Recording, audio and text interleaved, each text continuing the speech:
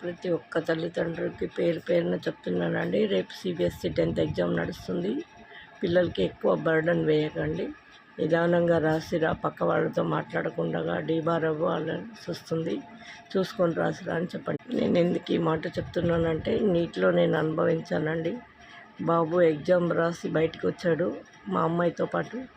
ఆ బాబుని పట్టుకొని మేము కోచింగ్ వేసాం, లక్షలు ఇచ్చి ఎన్ని క్వశ్చన్కి ఎన్ని ఆన్సర్ రాసావు మాకు ఇక్కడే అప్పచెప్పాలి, నువ్వు పాస్ అవుతావా ఫెయిల్ అవుతావా చెప్తామన్నారండి. ఇది విని నాకైతే షాక్లో అయిపోయానండి. నేను కూడా తప్పకుండా పేరెంట్స్ ప్రతి ఒక్కరికి చెప్తున్నా, పిల్లలకి బర్డన్ వేయకండి. ఎందుకంటే అదే తలలో ఉంచుకొని వెళ్తారండి.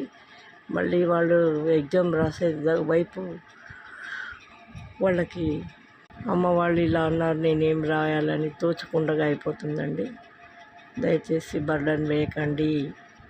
ఇంట్లో అక్క, చెల్లె, అన్న, దమ్మ, అవ్వ, తాత, అమ్మమ్మ, నాన్నమ్మ అందరికీ చెప్తున్నానండి. ఆల్ ది బెస్ట్ చెప్పి వినాయకుడికి దండం పెట్టుకొని వెళ్ళమని చెప్పండి.